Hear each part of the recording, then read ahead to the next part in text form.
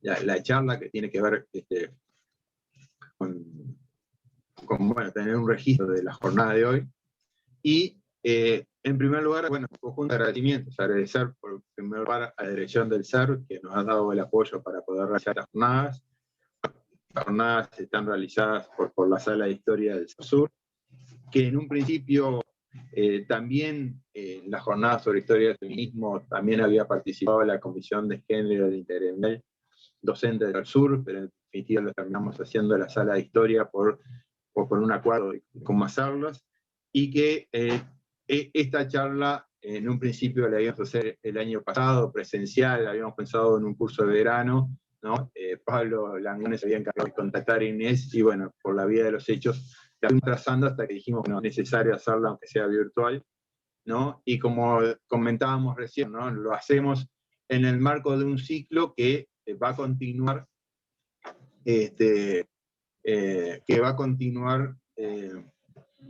el 5 de agosto con la presencia de Diego Sempol, trabajando también su libro sobre de los niños a calle, sobre la historia de la homosexualidad en Uruguay, y por eso iniciamos este ciclo con Alara Di Giorgi sobre el feminismo en los 80. Entonces, hoy nos interesaba trabajar con Inés, que aparte, como decíamos a lo que habían estado en un principio, va a salir una segunda edición del libro que se agotó rápidamente en la primera edición. Bueno, ahora sale una segunda edición de feminismos y políticas en el Uruguay del 900, y bueno, un poco la idea es ponerles un poco con Inés la idea de la jornada de hoy. Inés va a hacer una presentación, y después de la presentación, como hicimos en la jornada anterior, la idea es que el que quiera intervenir, preguntar, levanta la mano y vamos habilitando los micrófonos para que todo el mundo pueda participar, ¿no? En este caso ya dejamos a Inés a cargo. Pero. ¿Está? Bueno. Todo tuyo. Bueno, buenas tardes. Muchas gracias a la Sala de Historia del Sur por la invitación. A ustedes por estar, por conectarse, y bueno, tratemos de hacer de esta instancia algo como lo más constructivo y más, bueno, entre las posibilidades que habilita esta herramienta de Zoom, ¿no? Que a veces suele ser como un poco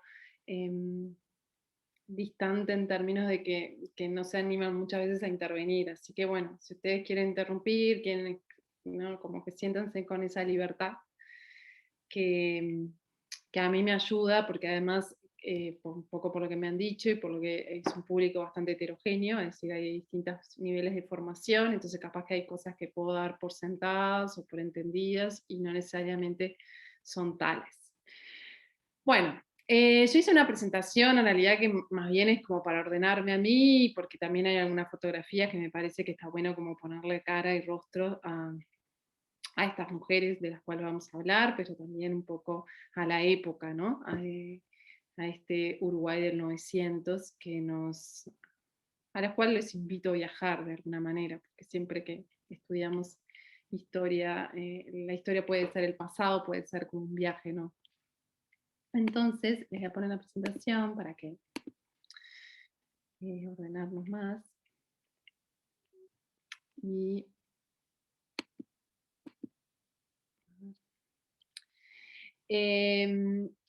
bueno, este es el libro. En realidad lo que yo en primera instancia me interesaría hacerle como una breve presentación de cuáles fueron los objetivos que motivaron esta investigación. En realidad yo los puse un poco en función de las 4 grandes partes que tiene el libro, pero que refieren un poco también a cómo ha sido mi acercamiento al tema, ¿no?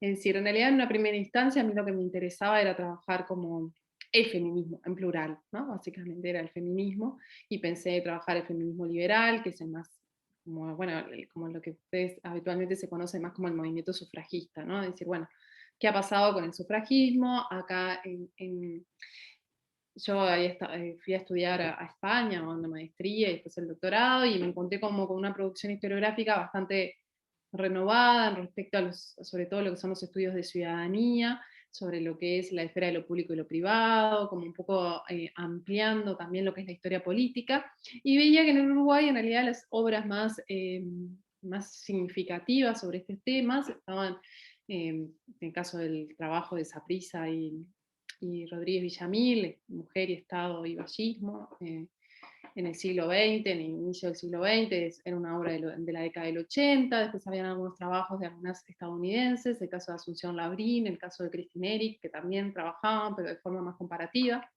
Entonces me parecía que, bueno, que en realidad había todavía mucho por decir o por hacer. En esa búsqueda, de alguna manera, me encontré como con dos aspectos que me parecían interesantes.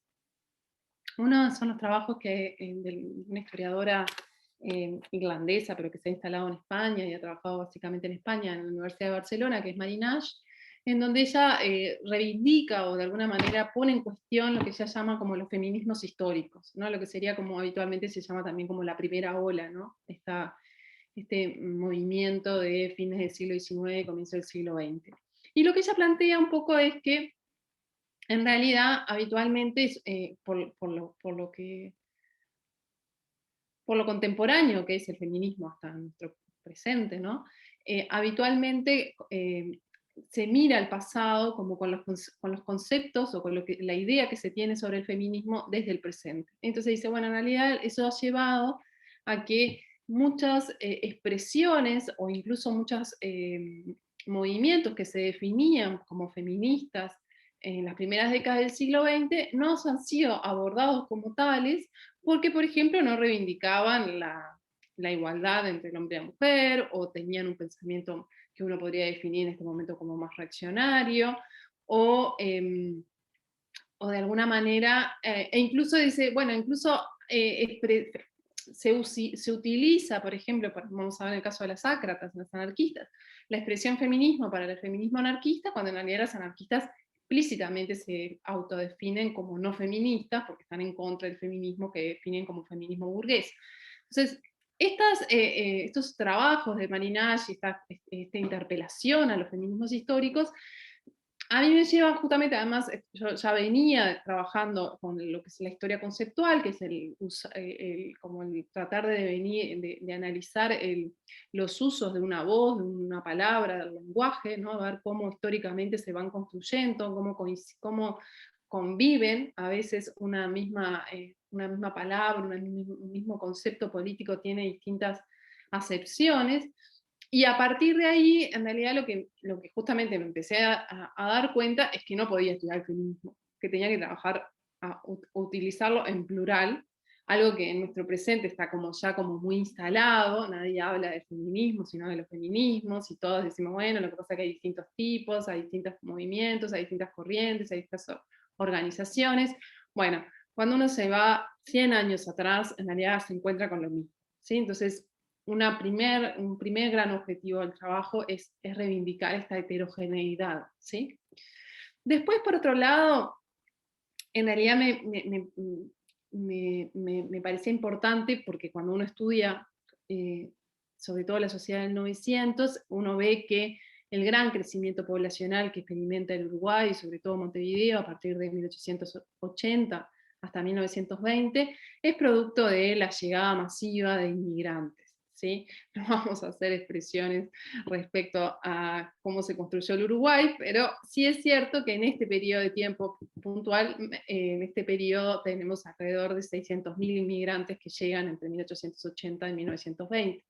Eso cambia inevitablemente el contingente poblacional de las ciudades, sobre todo, porque van a instalarse básicamente en las grandes ciudades, en Montevideo, también en Paysandú, en Salto, en Canelones, en Las Piedras. Pero este contingente, estos inmigrantes llegan como con lo que nosotros podemos llamar, y ahí uso un concepto bastante también teórico, que es el concepto de cultura política, ¿no? Es decir, llegan como con unas experiencias políticas, con un lenguaje, con una práctica, con una experiencia, con una vivencia, que la trasladan al país, la trasladan al país y a la región, porque además son inmigrantes que básicamente no llegan a Montevideo como destino, sino que tienen como destino, en muchos casos, llegar a Buenos Aires, después viajan, otras veces vienen a San Pablo, es decir, hay un movimiento poblacional importante. de esa contingente de inmigrantes, y a mí me parece importante plantearlo en esos términos, es decir, bueno, la inmigración marca, y de hecho el uso de la voz, la palabra feminismo empieza vinculada básicamente con la llegada de inmigrantes, porque en realidad se asocian a movimientos foráneos, es decir, extranjeros, es decir, y eso también lo va a cargar como con una cierta connotación negativa. Por eso, en general, si uno mira en el lenguaje de la época, son muy pocos quienes se definen como feministas, o que usan la expresión feminismo, y más bien cuando se trata de aludir a los derechos de las mujeres o a la cuestión de las mujeres y demás, muchas veces se usa más la expresión emancipación, ¿sí? Pero lo que sí es cierto es que los inmigrantes llegan y traen también.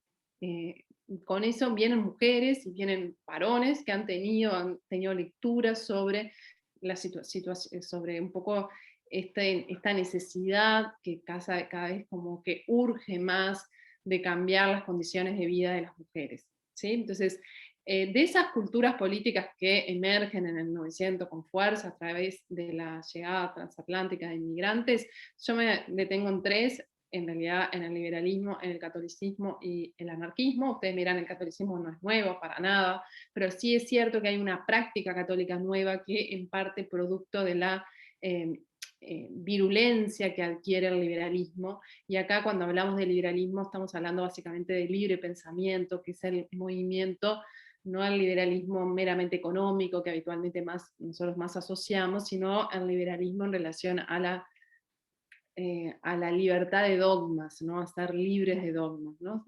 Que es lo que va a caracterizar al libre pensamiento. Entonces, cuando en el 900 se habla de liberales, muchas veces se habla de anticlericales o antirreligiosos, en el sentido de que están en contra de los dogmas. Por eso en muchos aspectos tienen punto de contacto con los libertarios, que serían los anarquistas, ¿no? Más allá que en el plano de lo económico, no. Eh, ¿qué, ¿Cuál es el tercer objetivo? En realidad lo que sucede es que cuando uno empieza a analizar estas culturas políticas, estos movimientos, empieza a mirarlos desde una perspectiva de género, donde tratas de ver un poco cómo se va construyendo esa identidad, ese rol para las mujeres y también para los varones, eh, empieza, sobre todo a partir con la Primera Guerra Mundial y con la Revolución Rusa, es decir, el contexto también del mundo occidental marca un punto de inflexión que hace sobre todo que para la década del 20 empiezan a emerger movimientos de mujeres que sí se definen como feministas. Y ahí sí hablamos de un feminismo que empieza a ser un feminismo que yo lo incluyo como una propia cultura política, es decir, ya hay como son asociaciones que tienen sus periódicos, que tienen sus formas de hacer discursivas, sus formas de acción política, ¿no? Entonces, muchas de estas mujeres que quizás transitaron dentro de lo que serían las asociaciones liberales o dentro del movimiento, del socialismo, en algunas de ellas empieza a cobrar tanta fuerza de alguna manera esta necesidad eh, de reivindicar de alguna manera su situación de ser mujer, ¿no? De la definición de ser mujer, que la lleva a tomarse como prioridad el feminismo, ¿sí? Y por último, en realidad en la última parte del libro, el otro aspecto que me interesa es cómo eliminar esta idea del localismo, es decir, de estudiar al Uruguay y ver a las mujeres en el Uruguay, porque todas estas culturas son internacionales y el feminismo también es internacional. Digamos, cuando estamos ahora reivindicando el 8 de marzo y las marchas y hablamos del paro de mujeres internacionales, no es nuevo. El feminismo nace como un movimiento internacionalista porque en realidad las condiciones de sujeción, el patriarcado no tiene fronteras, entonces en realidad esas situaciones trascienden las fronteras estatales y hace que puedan haber puntos de encuentro y sobre todo emerge con mucha fuerza el asociacionismo internacional de mujeres, ¿sí? Entonces ese sería como el otro gran punto a trabajar. Por otra parte, en realidad este trabajo, que en realidad es el resultado de mi tesis doctoral, tiene como si se puede decir, como su principal cantera documental, como quizás lo que lo hace más, para mí, el aporte más interesante, es el trabajo con el archivo de la primer médica uruguaya, que es Paulina Albizzi, un archivo enorme, una mujer extraordinaria en relación a su trayectoria vital y a sus vínculos, que además tuvo una clara conciencia sobre la necesidad de que permanezca su legado, digamos, algo que es muy poco común en las mujeres, con lo cual en realidad es muy difícil por eso de estudiarlas, ¿sí? Porque básicamente la documentación y las fuentes que corresponden a ellas desaparecen porque no le dan importancia a ellas y menos los hombres de su familia. Entonces, en el caso de Paulina, no, ella se donó buena parte de su archivo, es decir, el archivo personal básicamente está en el archivo literario de la Biblioteca Nacional, y después los dos archivos que ella mantuvo, que es el archivo del Consejo Nacional de Mujeres y el archivo de la Alianza de Mujeres Uruguayas, están y después todo lo que es su participación más internacional, en congresos, en organizaciones internacionales, están en el Archivo General de la Nación, ¿no? Donde hay 8 cajas que corresponden al archivo particular de Paulina Albizzi. Y después hay otro archivo menor que se conserva en Facultad de Humanidades, que es el archivo del Centro Republicano Español, que en realidad alude a un periodo concreto de la militancia de Paulina Albizzi en pro de la República Española durante la Guerra Civil, en donde también ahí hay documentación importante, pero que yo no trabajo o sea, está comprendido en la década del 30, y esta investigación, como vamos a ver, tiene como periodización entre el 1906 y 1932, que en realidad las fechas que tomo son como dos momentos importantes de lo que sería el feminismo liberal, que fue un poco el que yo les decía, el que disparó esta investigación. Mi primera intención era trabajar con el feminismo liberal y después me encontré con que, bueno, que había una otra cantidad de feminismos que había que hincarle al diente. En realidad, por eso tomó 1906, que es el Congreso Universal del Libre Pensamiento en Buenos Aires, que capaz que alguno lo conoce, porque ahí es donde se presenta lo que se llama el programa mínimo de reivindicaciones feministas de María Abella de Ramírez. De ahí también van a surgir las primeras asociacionismo femenino, que en el caso de Uruguay se va a concretar con la Asociación de Damas Liberales, y cierro la investigación en el año 32, cuando se aprueban los derechos políticos de las mujeres, que es un mojón importante, y va a suponer de alguna manera también como un interpaso, una pausa en lo que vienen siendo esta efervescencia de los años 20, producto de la concesión de los derechos políticos y también del contexto internacional. Recuerden, en realidad Uruguay siempre está muy... no podemos pensar la historia del Uruguay sin pensar la historia del mundo occidental, y bueno, los años 30 en realidad es la emergencia del antifeminismo, ¿no? Con ideologías extremadamente masculinas y antifeministas como son los fascismos, y bueno, eso va a generar un escenario muy distinto al de los años 20. ¿Sí? En relación a los feminismos, en realidad, más allá de las distintas acepciones que vamos a verlos un poco también vinculadas a las culturas políticas que voy a mencionar, hay como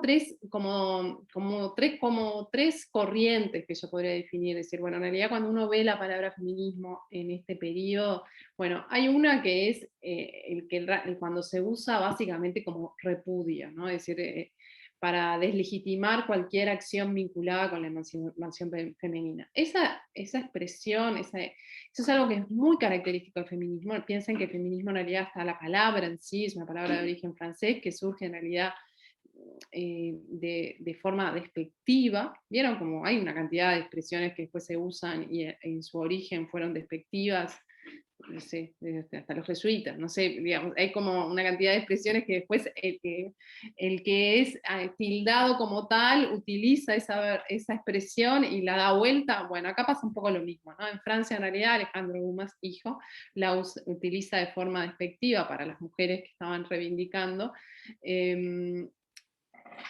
los derechos políticos, y las sufragistas francesas dicen, bueno, si no les gusta el feminismo, somos feministas. Y de ahí, del feminismo, de la expresión francesa, después se va a llegar se va a españolizar de alguna manera. Por eso, en general, también en este periodo de fines del siglo XIX, hay entre feminismo, feminista, femeninas, ¿no? Son expresiones femeninas, a veces a muchas les gusta más lo de femenina que feminista, pero sí es cierto que es una connotación que claramente siempre tiene como carga como con esta cuestión negativa, ¿no? Entonces se usa mucho en una primera instancia para referirse a estas mujeres que rompen con todo, y sobre todo está muy ligado sobre todo hasta la década del 10, hasta la Primera Guerra, con el feminismo anglosajón, ¿no? Entonces es como con las mujeres sufragistas que queman todo, y es como, por suerte las mujeres latinas no somos así, no somos como las nórdicas ni las anglosajonas, que son más masculinas, que son como exageradas, ¿no? La prudencia femenina es muy de la cultura católica, y esas son protestantes, entonces hay como, todos los clichés están asociados en realidad a esta dicotomía.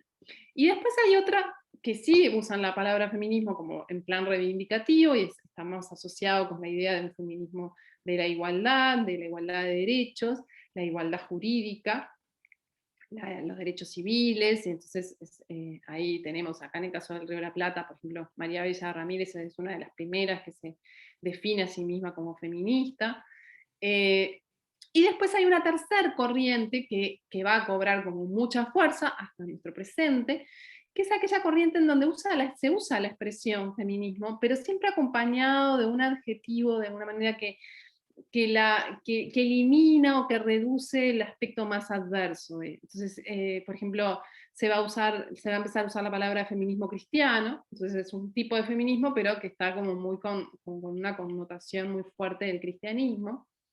Después está, por ejemplo, en el caso del vallismo, y con la figura de Carlos Baferreira se va a hacer mucho uso de la expresión de feminismo de la compensación, que es como un feminismo, si se quiere, paternalista, que busca compensar las desigualdades o las diferencias de alguna manera que la naturaleza ha dado entre el hombre y la mujer.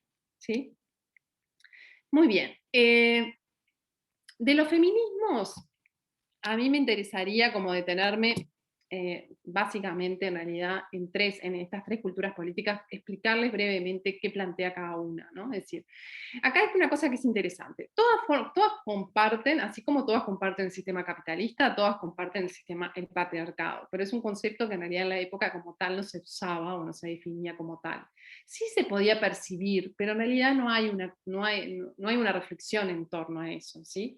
Hay algunas, pero están como muy despegadas en sí. No podemos como decir que en la época hace una conciencia clara de lo que es el patriarcado, ¿no? Eso es un concepto teórico muy posterior en el tiempo, ¿sí?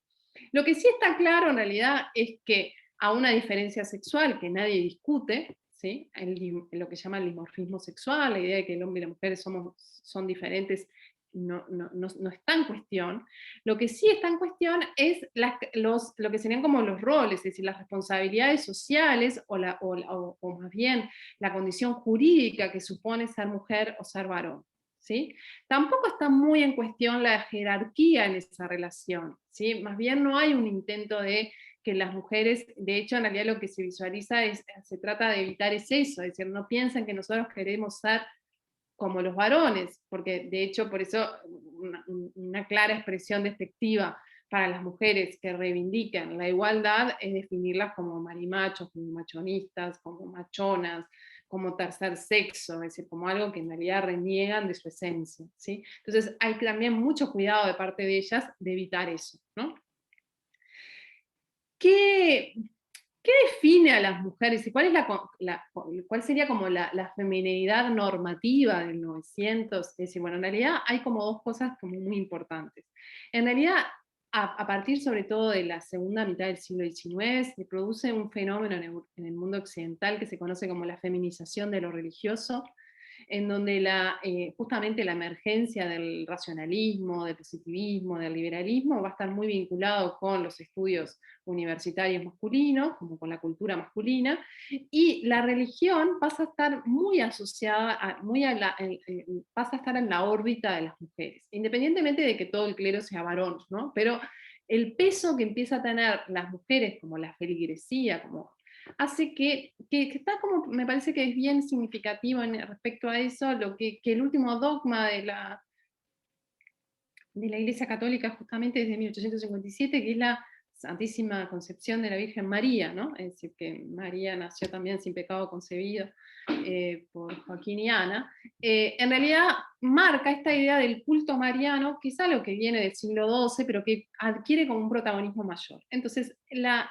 religiosidad femenina hace que las mujeres que no tengan religiosidad dejen de ser femeninas, ¿no? Y eso es un poco lo que va a caracterizar el feminismo liberal, ¿sí? Son mujeres que en realidad, por su propio proceso de educación o por su propia cultura familiar, ¿no? Hijas de padres masones, esposos masones o lo que sea, empiezan a interpelar la religiosidad que se define casi como esencialista en las mujeres, ¿sí? Entonces, ¿cómo contrarrestar eso? Por eso, bueno, básicamente con la educación. La educación racionalista es lo que va a llevar a que las mujeres no estén tan sometidas a la incidencia y al peso del clero, ¿no? En esta idea, ¿no? Muy iluminista, ¿no? De la luz desde la razón en contra del ocultismo, ¿no? De lo que supone la ignorancia que favorece las creencias y la religiosidad y demás, ¿sí? ¿Cuáles son en esta, qué pretenden o qué esperan? ¿Cuáles son las reivindicaciones? Uno mira bueno, a mí más bien son todo lo que está asociado con la igualdad de los derechos civiles, más que los políticos. En una segunda instancia podremos hablar de los derechos políticos.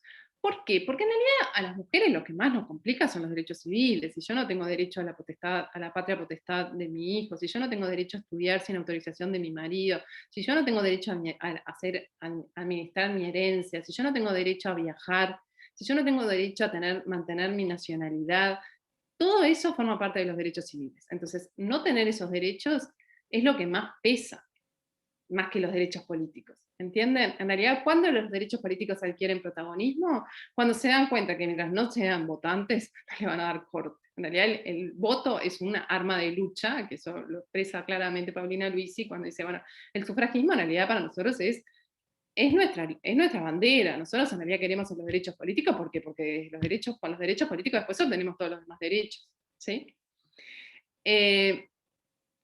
Y después lo otro que también va a caracterizar al liberalismo, feminismo liberal, acá yo tengo les muestro la figura de Belén de Zárraga.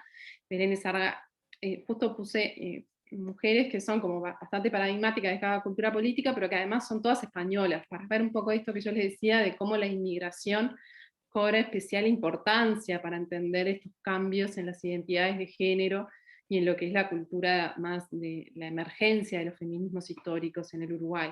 Belén de Zárraga en realidad es una mujer liberal, masona, periodista, de gran peso en Málaga. Se traslada a Uruguay primero viene al Congreso de 1906 a Buenos Aires y después al año siguiente se instala con sus hijos y su madre en Uruguay hasta 1910, 1911, que después en realidad realiza una serie de viajes. ¿Por qué se instala en Uruguay? Bueno, en realidad viene a divorciarse, porque en Uruguay en 1907 se aplica la ley de divorcio, entonces le parece que Uruguay es como la panacea, ¿no? Son todas las liberales que están a favor del divorcio, entonces decir, bueno, está. Y bueno, ella va a tener particular devoción por José Valle y Ordóñez, al cual le va a dedicar una de sus obras más importantes, que es el anticlericalismo en América Latina, en 1915. Y bueno, entonces, esta mujer, una gran oradora, ¿no? Con una acidez tremenda, es decir, los artículos de ella en el diario El Liberal, que va a ser un diario que va a sacar entre 1908 y 1910, son maravillosos, es decir, tienen una pluma impecable. Bueno, ella va a promover la creación de asociaciones de mujeres liberales en las distintas ciudades del interior, se van a ir generando, y básicamente cuando uno mira los apellidos, son en general hijas de masones importantes de la época, muchas maestras, es decir, universitarias, de las primeras universitarias, es decir, que justamente esta idea de que tienen una educación, pero también representan un extracto social de clase media, que bueno, que eso también las va a excluir mucho. Cuando uno ve lo que hacen, y básicamente lo que hacen es lo mismo que las mujeres católicas, pero sin el credo, es decir, en realidad hacen obras de filantropía, ellas incluso dicen que es mucho más genuino su, su accionar, porque no están de alguna manera contaminadas por buscando llegar al reino de los cielos, ¿no? Son mucho más genuinas en su militancia, ¿sí? Bueno, después tenemos a las libertarias, que en realidad son las anarquistas, que en algunos puntos se encuentran con las liberales, porque también están a favor de la educación racionalista, pero claramente tienen una injerencia básicamente en el mundo sindical, en el mundo obrero. El anarquismo es complicado en términos de identidades de género, porque en realidad, ¿qué pasa? Toda la cultura obrera es una cultura básicamente masculina, donde el discurso, es decir, hay una visibilidad de la mujer trabajadora en muchos casos, sobre todo en la prensa, ¿sí? Pero por otro lado, en realidad, la ideología o la cultura política libertaria, al romper con todas las con todo aquello que coarta la libertad de la persona, bueno, cuando lo llevamos al plano de las mujeres, en realidad son las más radicales, porque plantean lo que se llama las primeras que esbozan la necesidad de liberarse del marido. Piensen que, bueno, hay un periódico anarquista en el cual va a participar Virginia Volten, que después va a ser pues se va a instalar en Uruguay, cuyo epígrafe era ni patrón ni Dios ni marido, ¿no? Entonces ahí un poco ven la radicalidad del discurso ácrata en términos de emancipación. Ahora, no van a usar el feminismo, la expresión feminista, van a ser lo van a considerar como un poco descalificativo, van a decir estas mujeres ociosas de clase media, hablan de los derechos políticos, pero en realidad lo que nosotros necesitamos son otras cosas. Bueno, esta es una foto de Juana Abuela, que ahora no me apareció, pero Juana Rocco Abuela. Y después está el feminismo cristiano, que en realidad es un feminismo que quizás sea lo que más a veces choca en mi investigación. ¿Por qué? Porque en realidad las mujeres católicas uno las definiría como las mujeres reaccionarias del equipo acá, de la barra que estamos estudiando. Pero bueno, también existen, ¿no? Es decir, no solamente tenemos que estudiar. Pero es interesante porque es cierto que en realidad las mujeres, el feminismo cristiano es un feminismo que reivindica justamente la idea de la mujer como María, ¿no? El ángel del hogar, hace un culto al hogar, a la mujer como reina del hogar, pero por otra parte, también son conscientes que a ellas les compete, tienen una superioridad moral y virtuosa respecto a los varones, eso también lo tienen como muy claro. A ellas les compete la educación, básicamente de los hijos, por lo tanto en realidad son un pilar importante para cualquier república.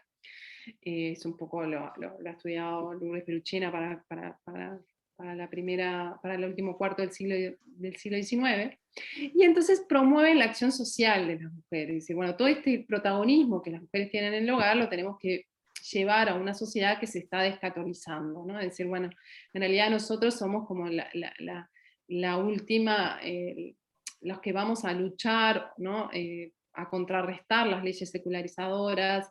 De hecho, son las primeras que plantean la idea del derecho, de la importancia de que las mujeres voten, que es un voto pasivo, es decir, las mujeres no sean electas, pero sí que puedan elegir sus representantes, así evitamos que justamente lleguen al Parlamento estos vallistas, jacobinos y demás, ¿no? Y después también, muy asociado con la caridad cristiana, tienen toda una movida a favor de mejorar las condiciones laborales de las mujeres obreras, ¿sí? Y tienen ahí un discurso que también está asociado con toda una movida piensen lo que es la sensibilidad del 900 y lo que es todo la Rerum Novarum, toda la apuesta que va a hacer sobre todo León XIII, el Papa León XIII, a favor de tratar de contrarrestar los males del mundo moderno, no desde una trinchera, sino tratando de dar respuestas a la necesidad de los sectores más pobres, ¿no? Entonces ahí se crean los círculos católicos de obreros, es decir, hay todo, y las mujeres van a tener, de alguna manera, las mujeres católicas una importancia importante, van a ser en eso, ¿sí? Voy a... Espera un minuto. No sé por qué no estoy pudiendo dejar...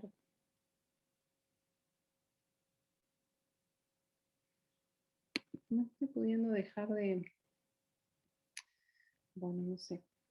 Quería dejar de compartir para que me vieran un poco, porque me da la sensación de que capaz que los estoy atonizando demasiado. No los veo mucho a ustedes. Entonces, pero no.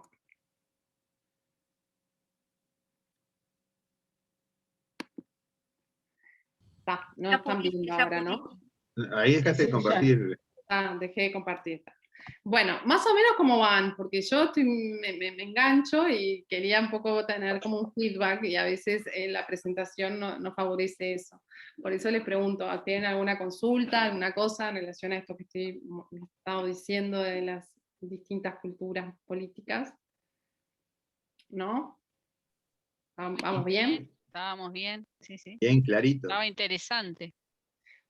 Entonces, una cosa que es importante, que me parece importante que tengan claro, ¿no? Es decir, cuando uno trabaja como en este caso como una cultura política, trabaja, por un lado, el discurso de las propias mujeres, ¿no? Y ahí uno ve como las contradicciones, ¿no?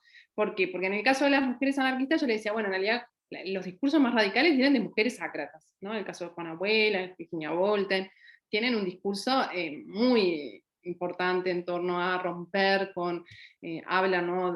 Incluso son muy explícitas con respecto a como la indignación que le generan sus propios compañeros, ¿no? Es decir, sus compañeros sácratas, ¿no? Dicen, bueno, en el fondo son tan libertarios, pero dentro de la casa son todos unos monarcas, ¿no? Es decir, no tienen esa... Después también, por otro lado, vemos en el caso, por ejemplo, de las mujeres católicas, que si bien tienen un discurso del ángel del hogar, la domesticidad, la importancia, cuando uno ve su agenda, en realidad en la casa no están nunca. Ustedes me dirán, bueno, en realidad muchos vienen de un estrato social alto, en realidad tienen, digamos, a quienes les hacen las cosas en la casa, pero tienen una agenda de obras, de caridad, de acción y demás. En el caso de las liberales, sobre todo después en realidad cuando ya fluyen más al movimiento feminista liberal de los años 20, tienen es otro tipo, porque sobre todo hay muchas mujeres universitarias y maestras. Pero si miramos en realidad a las asociaciones de damas liberales de la primera década, en realidad son mujeres que justamente tienen que hacerse un espacio en una cultura, la cultura liberal no es una cultura particularmente feminista, ¿no? Si uno mira las figuras más representativas, el caso más para mí, más paradigmático es Melian Lafinur, que va a ser el presidente de la Asociación Liberal, ¿no? Lo que saca los folletos así de contra católicos y demás, pero cuando cuando uno lo escucha, incluso con, no sé, quizás su intervención más interesante es la intervención con la discusión de la Universidad de las Mujeres en 1912, cuando ingresa al proyecto. Él dice, por liberal yo no puedo decir que las mujeres no se eduquen, porque en realidad es como ir en contra de mi ideología, pero en realidad es como vieron como con las drogas, empezás con el porro y después terminás con la educación pasa lo mismo, las mujeres las educás y después terminan siendo una Madame Curie, según él, ¿no? Y después se van. Está el antifeminismo de Melian Lafinur, y bueno, el otro que era muy antifeminista es Daniel Muñoz, que en realidad fue el primer intendente de Montevideo, que era una figura más del vallismo, pero que me acuerdo porque ahora con la película de Marie Curie, en realidad vieron que el esposo de Marie Curie muere atropellado por unos caballos, por un carro de caballos, y entonces él argumenta diciendo que tenía la cabeza así de tanto que le hablaba Marie Curie, que bueno, obvio, salió de la casa y lo terminó atropellando, ¿no? un carro. Entonces, pero Sí es cierto que en realidad, si bien por eso les decía, tienen un discurso que es mucho, es más, en realidad si uno ve, por ejemplo, el libre pensamiento, en el diario El Libre Pensamiento, más bien se refieren a las mujeres como incultas, supersticiosas, es decir, hacen alusión mucho a las mujeres católicas. Son muy pocas veces las que hacen como alusión a sus compañeras, aunque en realidad las mujeres liberales son más, por eso les digo, son muy... no son, yo qué sé, no sé, capaz que ya han escuchado, porque son bastante, Gerardo suele hacer alusión a eso porque es algo que siempre sorprende, por ejemplo, de promover asados en Cuaresma o en Viernes Santo delante de las iglesias como forma de mostrar de que en realidad el culto, tipo, como contrarrestar el ayuno católico de no comer carne, ¿no? Es decir, como tienen como acciones así como muy interesantes en ese aspecto. Acá Marcelo me pregunta algo. Según su opinión, ¿a qué se debe que en una época donde después del divorcio en nuestro país era una realidad, no consideran homogeneizar las reivindicaciones feministas? Bueno, en realidad el vallismo va a ser, el vallismo y el socialismo, pero sobre todo el vallismo va a tener un factor así bastante importante y de hecho en la región va a ser bastante yo qué sé, por ejemplo en 1910 se da un congreso internacional de mujeres femenino en Buenos Aires y se aplaude al gobierno uruguayo por ser el primer, por haber aprobado la ley de divorcio, es decir, bueno, la Universidad de las Mujeres o la sección femenina va a ser también el divorcio por solo voluntad de la mujer, incluso va a ir más allá de lo que las feministas liberales van a reclamar, ¿no? Es decir, esto ya es como que es un poquito excesivo. Pero en realidad estamos ante una cultura donde está muy fuerte, eso es importante también, como me parece que me interesa que les quede claro. Nosotros cuando hablamos de los feminismos históricos en esta época, ni la más feminista de todas reivindica una igualdad que no esté en base a la desigualdad sexual. Es decir, en realidad el concepto es las mujeres y los hombres son diferentes, no hay con qué darle. Las mujeres, básicamente, su gran diferencia es la maternidad, que puede ser una maternidad real, en tanto gestante, o no, simbólica, la maestra. Las mujeres tienen un instinto maternal que hace que sean, por ejemplo, también pacifistas, porque no quieren que sus hijos mueran en la guerra. Es decir, todo está asociado con la maternidad, ¿sí? Y eso atraviesa cualquier cultura política. Es decir, ni la más liberal. Y acá entramos al otro aspecto que me interesaría trabajar para terminar la charla y no aturdirlos demasiado, que es el tema de la ciudadanía. ¿Por qué? Porque en realidad lo que nosotros vemos es que la ciudadanía a las mujeres se las excluye por ser mujeres. ¿Por qué? Porque en realidad la noción de ciudadano que hay, el sexo pasa a ser en las mujeres una condición que elimina la posibilidad de abstracción que supone la ciudadanía. ¿Sí? Eso sobre todo desde una concepción francesa de ciudadano.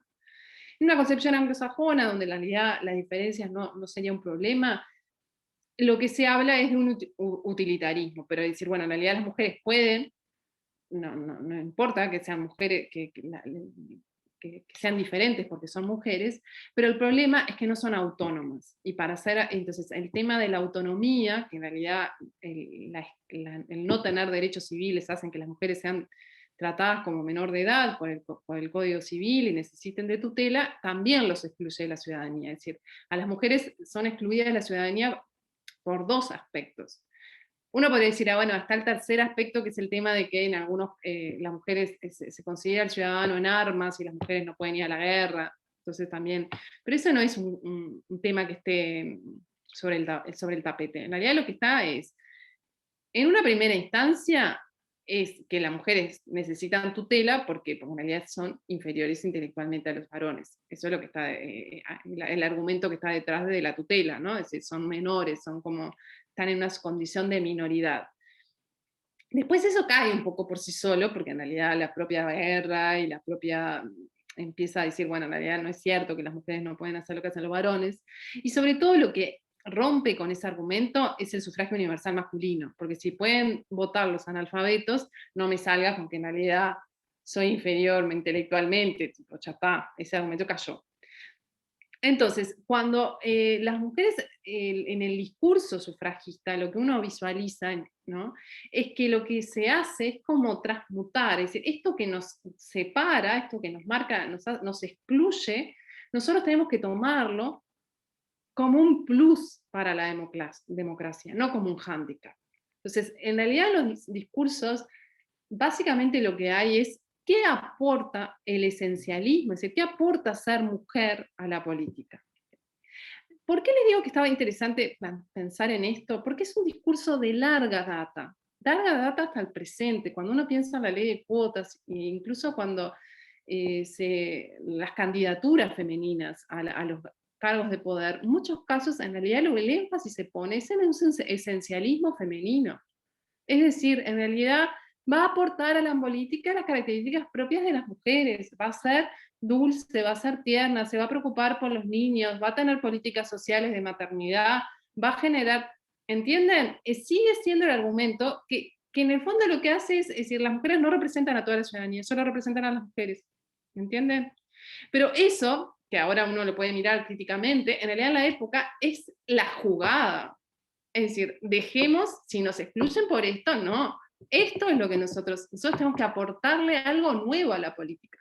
Claro, está bárbaro, y eso incluso los varones, los hombres que están a favor de los derechos políticos, y son los que van a presentar los proyectos, porque las mujeres no pueden presentarlo, están de acuerdo con eso hasta cierto punto. ¿Por qué? Porque después vos tenés un 50% de caudal electoral nuevo. Y ese es el gran susto que tiene.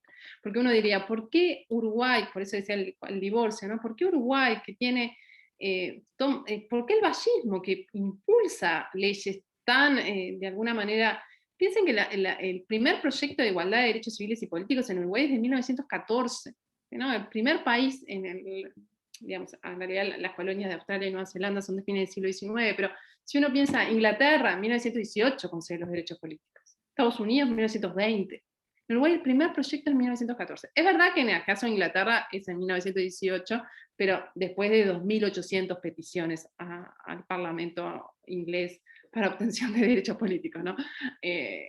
La movida de las inglesas fue activa.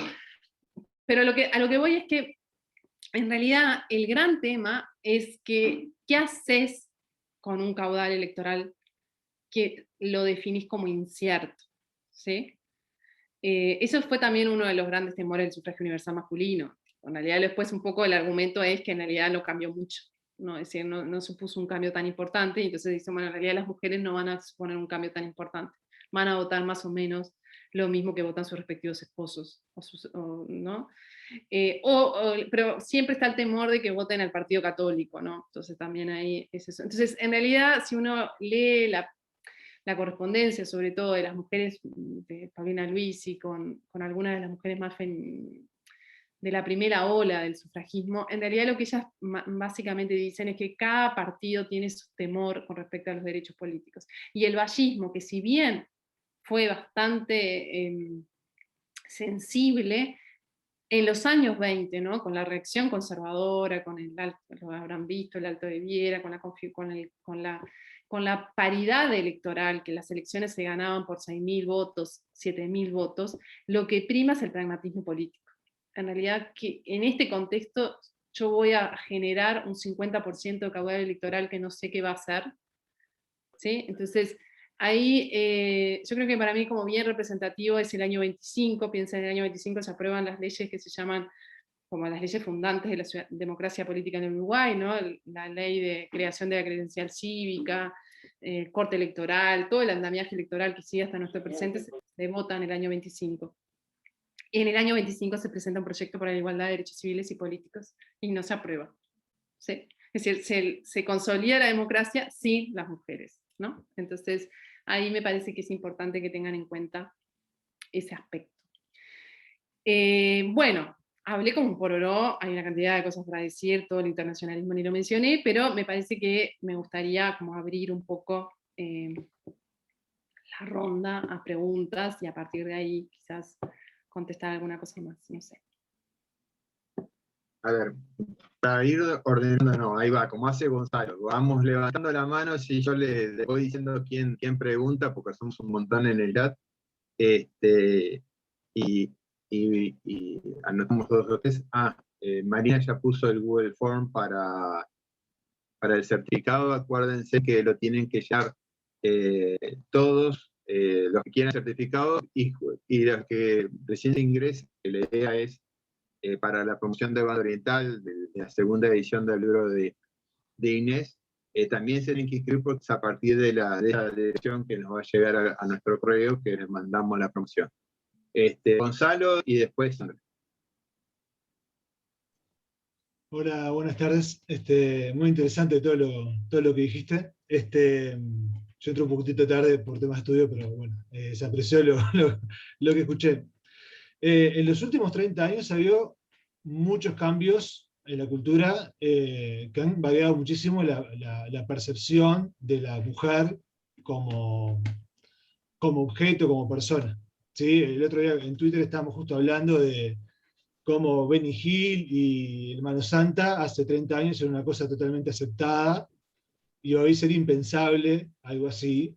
Yo lo podía ver y era un niño, y en el momento, francamente, yo no lo percibía mal, era una cosa graciosa, pero claro, yo ahora lo veo en retrospectiva, y el mundo es otro, la percepción es otra.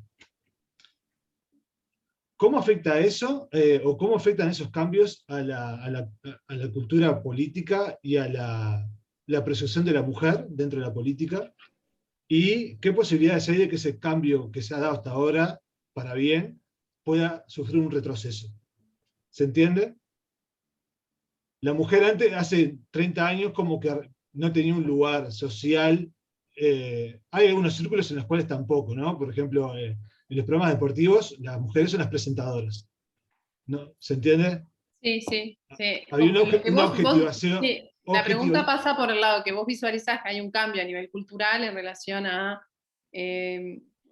posicionamiento femenino y cómo eso se traduce políticamente, ¿no? O cómo se Claro, podría traducir la políticamente. mujer era menospreciada no hace tanto tiempo, y ahora la mujer en los últimos 15 años ha tenido un rol más activo. ¿Qué posibilidades hay de que haya un retroceso, o esos cambios han sido cambios profundos en la cultura? ¿Qué crees que puede ser la No opción? sé si hacemos una ronda de preguntas y después contesto, ¿les parece? Porque capaz que Sandra. alguno se repite. Bien, no, yo me interesó cuando tú decías que eran primero sufragistas para después alcanzar el resto de los derechos. Y nosotros con unas compañeras estuvimos haciendo un trabajo sobre el sufragio en España, ¿no? Y el argumento de ellas era que primero había que formarlas, incluso también en México. También estuvimos analizando en Americana el feminismo en México, en la Revolución Mexicana, y el argumento era, hay que primero formarlas a las mujeres, capacitarlas, para después conseguir el voto. El logro era que accedieran a la educación, y a una educación primaria inicialmente y después a una educación superior, para que después la mujer pudiera alcanzar la capacidad de votar. O sea, la misma mujer estaba pensando que, que tenía que formarse primero para poder tomar buenas decisiones, como lo decían los caballeros de esa época, ¿no? Y había quienes argumentaban de que en ese sentido, entonces había muchos hombres que no tendrían que estar votando porque no tenían esa capacitación, ni siquiera habían cursado primaria. Ahora, vos me estabas planteando que acá pensaban primero en el voto, ¿no? Ellas habían como pasado ya esa instancia, o eran mujeres que estaban ya capacitadas y estaban pensando en alcanzar el voto porque ya habían alcanzado ese nivel de capacitación. Ya me quedó clara la pregunta. Bueno, ahora se anotaron unos cuantos. Tengo a Carlos, Andrea, y voy a Didier, y hacemos la primera ronda terminando con Didier, así anotamos que otra gente se anote después, ¿te parece? A ver, Así dale. hacemos. Carlos. Carlos. Buenas. Sí, mi duda era, Inés, cuando nombraste las agendas de esas mujeres católicas, mi pregunta iba sobre si eso tuvo algún tipo de réplica lo que fue el debate público. Y yendo un poquito más en profundidad en la pregunta, si existió algún tipo de cruce o de debates entre estos movimientos feministas o incipientemente. Más que nada para ver la réplica a nivel social, porque como poder se puede difundir distintos tipos de ideas. El tema es qué tanta importancia se le dio a nivel social en el debate. Iba por ahí la pregunta. Gracias. Bien. Andrea. Bien, perdón que no prenda la cámara, pero se me tranca todo. Mi pregunta es si había algún tipo de diálogo, algún nivel de articulación entre algunos de estos feminismos que nombraste, Inés, y el movimiento sindical de esos años. Sí. Didier. Sí, Inés, yo te quería preguntar, ¿qué tal? Más que nada, en esto que vos planteaste, que es muy interesante, la diferencia entre ese feminismo del 900 y los feminismos actuales, ¿no? Eh, ¿Quién te parece? Porque claro, todas estas cuestiones de divisiones que se pueden ver incluso en otros lugares, como feministas que reivindicaban el voto en Estados Unidos, porque podía ser una forma de asegurar la supremacía blanca, sobre todo algunas mujeres del sur, y más en el siglo XIX, a finales del siglo XIX.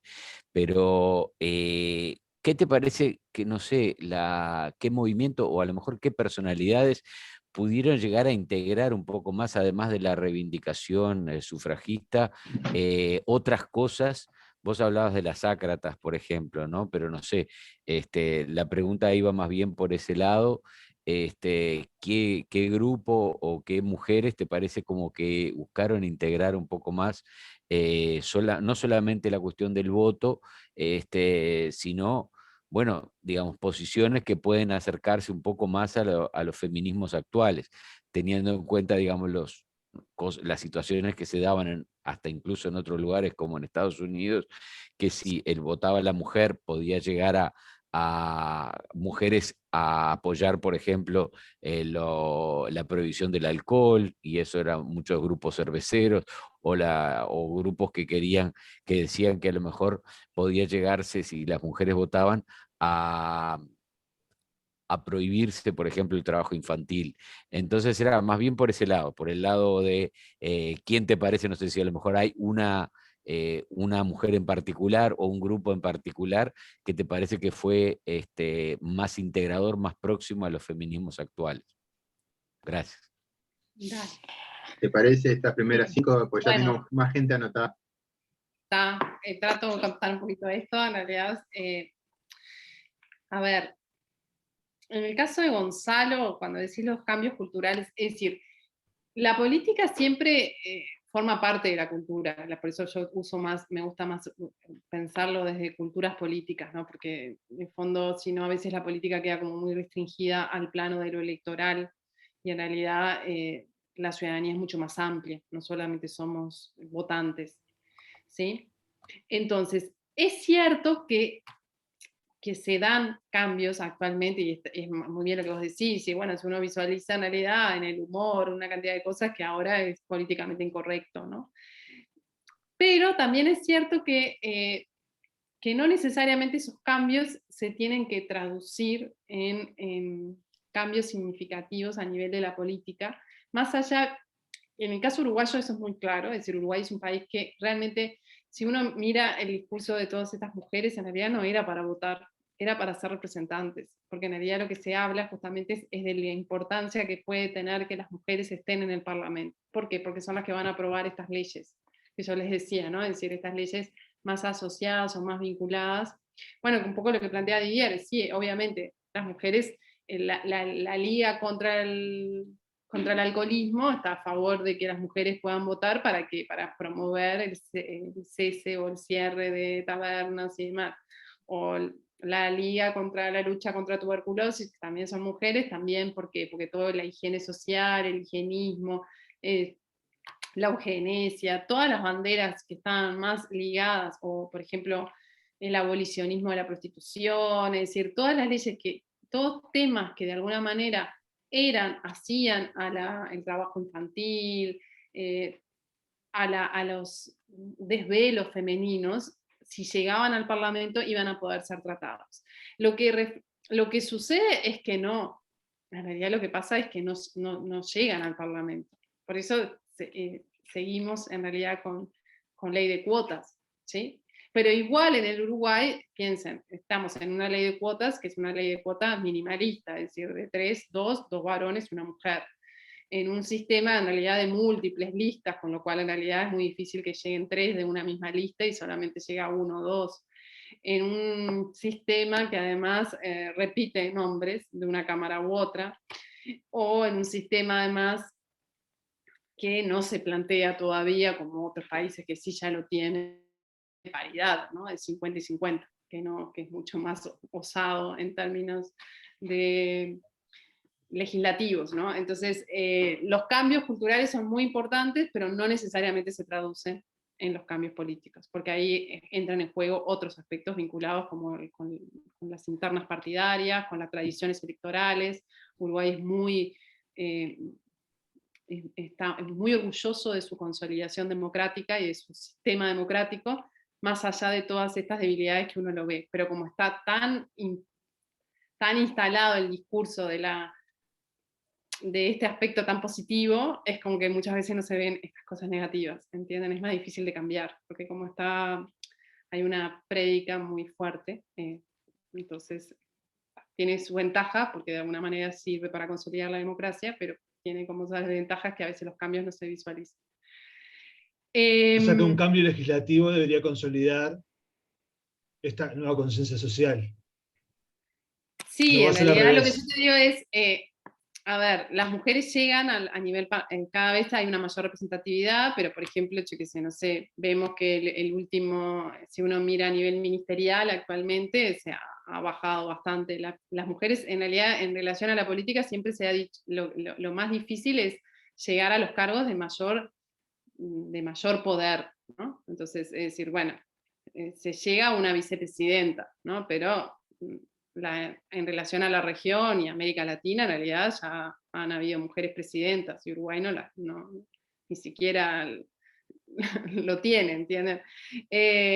Si uno mira en términos ministeriales, en realidad la primera mujer ministra, es del 68, unos meses, Alba Roballo, y después en realidad le ha costado mucho, ¿no? Y actualmente en realidad hay 2 ministras, una es la esposa de un senador, ¿no? Es decir, es como, insisto que en la lógica política uruguaya es mucho más lento en relación a los cambios que quizás podemos ver a nivel cultural, ¿sí? Más a nivel social. Me preguntaba Sandra sobre el caso del voto de España, México. Es cierto, es decir, en realidad el tema es el siguiente, por eso en realidad, por ejemplo, si uno mira quiénes son las principales feministas liberales de los años 20, la mayoría son universitarias. ¿Por qué? Porque justamente lo que consideran es que tienen un voto, y de hecho hay toda una movida por el voto calificativo, ¿no? Es un voto, ellas pueden votar porque en el fondo tienen un nivel cultural que se los permitiría, lo cual en realidad también lo hay para el caso de las mujeres casadas y solteras. En Inglaterra al principio se habilita a las mujeres que son solteras y no casadas, porque las casadas están en una situación de mayor pérdida de autonomía. Pero en realidad el tema es que ¿cuándo se está preparada? Y ahí hay todo un tema, ¿no? Que es primero el huevo o la gallina, ¿no? Si la mujer, si la ciudadanía en el fondo no se, en la medida en que las mujeres estén obligadas o forzadas a votar, ese es el ejercicio que las lleva de alguna manera a formarse y a interiorizarse sobre la política, ¿sí? En España no se resolvió, en realidad fue un gran tema, si lo habrán visto el caso de Clara Campoamor, ella como liberal es la que va a reivindicar los derechos políticos en la Constitución del 31, y Victoria Enquet, que era socialista, dice en realidad lo que vas a lograr con esto es que gane la derecha. Después en el 33 gana la derecha y la culpan a ella, y por eso tiene su libro que es El sufragio, mi pecado mortal, ¿no? Es decir, la mató políticamente. su reivindicación a los derechos políticos en la Asamblea Constituyente. Ese es un tema, ¿sí? Y por eso el propio Abad Ferreira va a decir, sí, no sabemos si es de educación o no, o es esencialismo, pero las mujeres tienden a ser más conservadoras. Para un reformismo eso es bueno que las mujeres voten, ¿no? Lo plantea como duda, ¿sí? Bien. Carlos, en el caso de las mujeres católicas y la réplica, sí, a ver, en realidad la acción, en el caso sobre todo de las mujeres católicas, es básicamente reaccionario al proceso de secularización. Todas sus acciones responden a tratar de contrarrestar las leyes secularizadoras, y lo hacen en realidad a través de la acción pública, es decir, si nos sacan, qué sé, ley de divorcio, juntemos firmas, 140.000 firmas. Ustedes dirán, no son tantas. Las elecciones de 1907 para representantes en Uruguay votaron 40.000 personas. Y ellas juntan 140.000 firmas contra la ley de divorcio. 1909, la escuela sin Dios, el gran tormento de los católicos, con la aprobación de la ley de 1909, lo que hacen es decir, bueno, surgirán escuelas en cada parroquia. ¿Sí? Y ahí tenemos una cantidad de colegios chiquitos que empiezan a crear. Se crea la Liga de Damas Católicas, que en realidad funda 50 templos, es por lejos la organización femenina más importante que tiene el país, y que dura de 1906 a 1934. ¿Sí? Entonces, la acción de las mujeres católicas es una agenda muy fuerte. Ellas dicen justamente, y son las primeras en reivindicar los derechos políticos. ¿Por qué? Porque hay que votar para evitar, es decir, hay que defender a la familia, a la patria y a la moral. Y a Cristo, ¿no? Y Didier, sí, lo que vos decís en relación a esto de las reivindicaciones son muy amplias, es decir, si uno mira a Paulina Luisi, Paulina Luisi es socialista, en realidad su militancia es más bien feminista antes que socialista, en el sentido de que ella se define particularmente como, pero en algunas cuestiones, por ejemplo, bueno, con Clara Campoamor, cuando ella va a decir que primero, ante todo, en realidad hay una conciencia ideológica, entonces como que hay que tener cuidado con respecto a eso. Ella recién se va a inscribir en realidad como en el Partido Socialista en el año 36, porque dice que en realidad no se inscribe antes porque ya no va a estar en una situación de tutela con respecto a otros varones socialistas. Entonces cuando tiene los derechos políticos recién hace una inscripción formal al partido. Y en realidad sus banderas son el abolicionismo, la lucha contra la trata de mujeres, es decir, pero también reconoce que las mujeres católicas, por ejemplo, también tienen en la lucha por los derechos políticos una fuerte jugada para reivindicar sus acciones, ¿sí? Entonces, yo creo que, salvo bueno, en el fondo las sácratas es como complicado, porque después vamos a tener una Virginia Volten que va a ser más anarcoballista y después va a terminar apoyando al vallismo. Es decir, en realidad, pero sí, todas tienen de alguna manera también un vínculo partidario que las ayuda, que lo visualizan como una posibilidad de que la agenda política de ellas esté presente. Es inevitable cuando no tenés posibilidad de representación política, es decir, siempre tenés que buscarle la vuelta. Y eso es un temor, porque en el fondo, por eso yo creo que el gran problema con los derechos políticos de las mujeres, y en el caso que más paradigmático que se estudia es el caso francés, ¿no? Que se le concede recién después de la Segunda Guerra Mundial, y es por eso, es porque el temor es que es un caudal electoral muy amplio y las agendas políticas de las mujeres es muy diverso. En algunos casos son muy reaccionarios y muy conservadores, y en otros casos se pueden ir porque en el fondo, por ejemplo, liberales, todo bien, menos todo el gran temor. ¿En qué punto están todos de acuerdo con los católicos? En la sexualidad de las mujeres, ¿no? En que la iglesia contiene, reprime, ¿no? Culpa, bárbaro, funciona. Entonces ahí tenemos eso. Bueno, no sé. Tengo a 4 anotados, que son May, Valentín, Anaí y Joel, así que empecemos con Mayra. Sí. Dale. Hola, bueno, mi pregunta iba a ver si, no sé, sé que tu investigación y tu trabajo ha sido, en el libro por lo menos, de principios del siglo XX, pero quería preguntarte si me puedes decir dónde se pueden encontrar evidencias del pensamiento feminista, pero en el Uruguay de finales del siglo XIX. ¿Dónde podemos encontrar fuentes o qué grupos feministas estaban en boga o discutiendo o pensando o expresándose? Iba por ahí mi pregunta. Muy bien. Valentín. Buenas tardes a todos. Hola Inés. Hola, Valentín, ¿cómo ¿Todo andás? bien?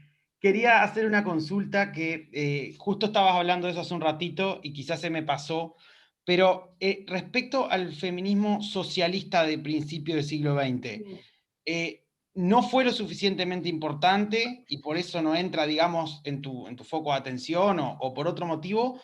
¿O también tengo la duda si tiene demasiadas cosas en común con el feminismo liberal, el feminismo socialista? Era eso. Anaí Mizar, de eso por chat, no sé si vas a intervenir o Pero la la traí. traduzco igual. Dale, dale. La traduzco. Primero pongo sobre aviso que voy a solicitar tutoría tesina en un tiempito sobre el tema porque me interesa mucho. Mi pregunta es la siguiente. En realidad vengo leyendo sobre el tema de las anarquistas y su lucha. Y entiendo que a nivel internacional estaba generado, ¿no?, todo un intercambio de ideas, de bibliografía, más allá del tema de la migración.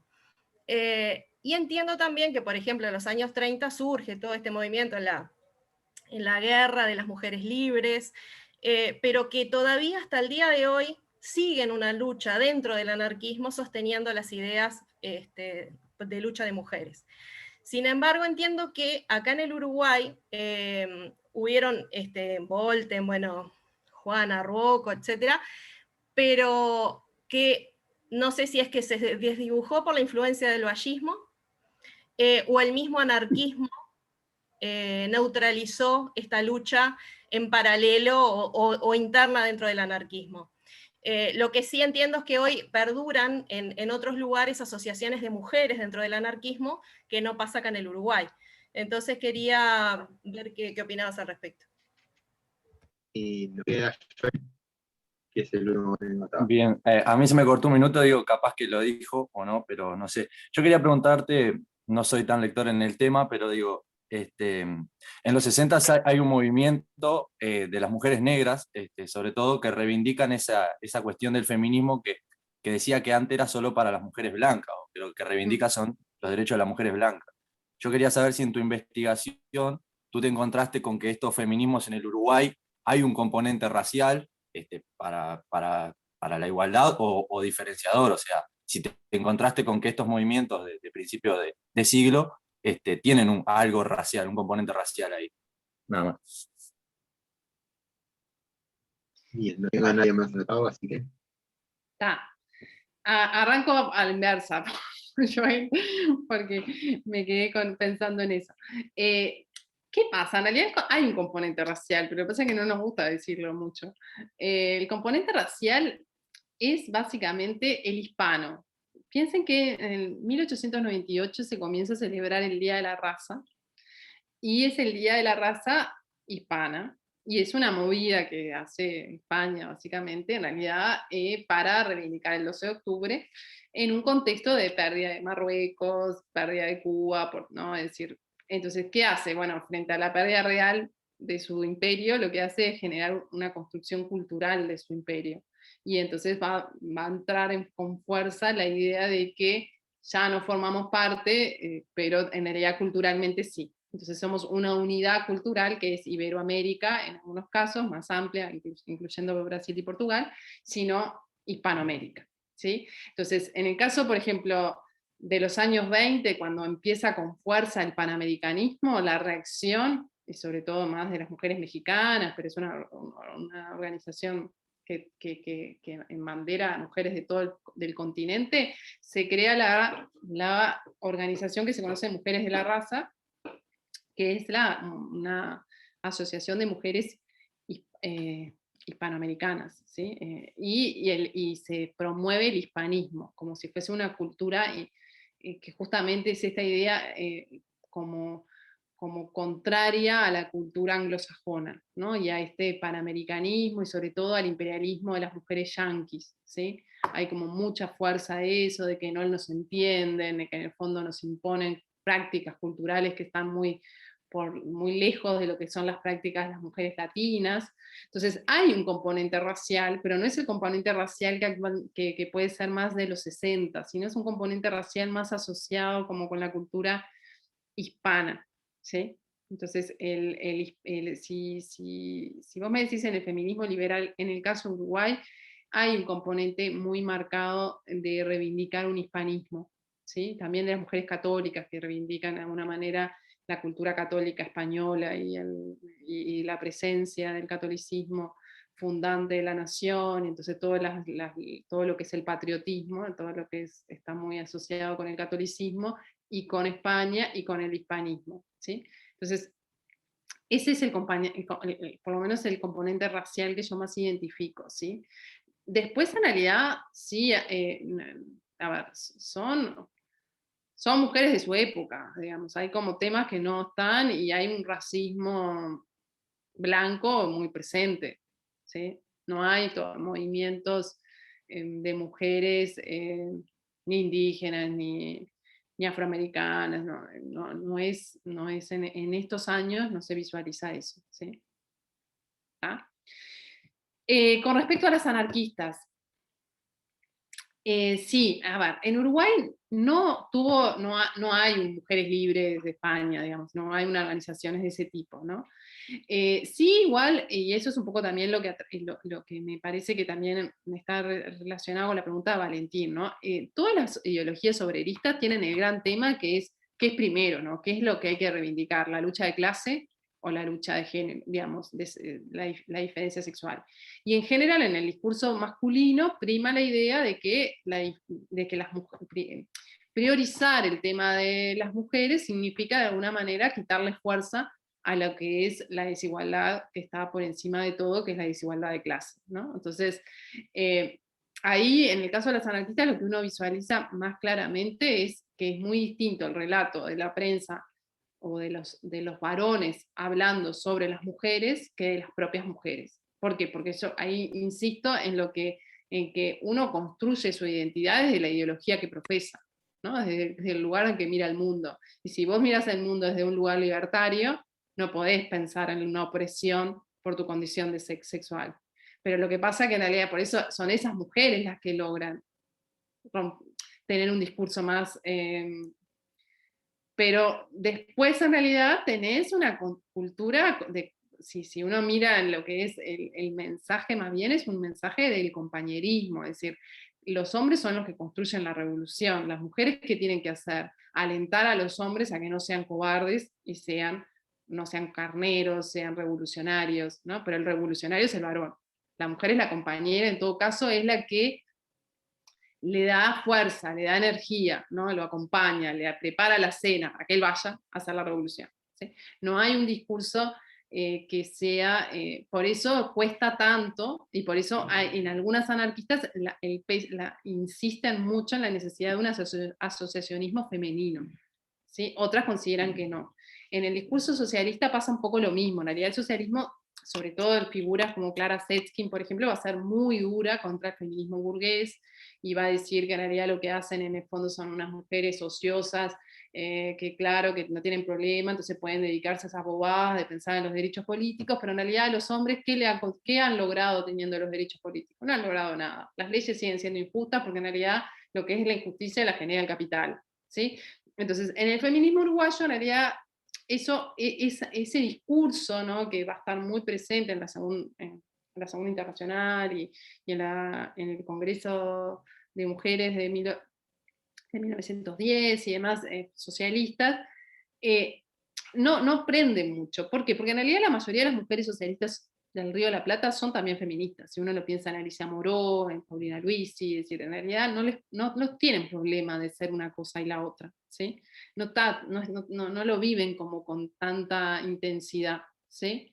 Lo que sí es cierto es que, y eso es algo que sí, por más que Paulina logra movilizar para generar algunos gremios, el sindicato de las telefonistas y demás, en realidad lo que sí visualizan es como la dificultad de llegar a la clase obrera, ¿sí? Pero eso es una dificultad que tiene el socialismo en el Uruguay, digamos, por eso el sindicalismo uruguayo es mucho más ácrata y después comunista, ¿no?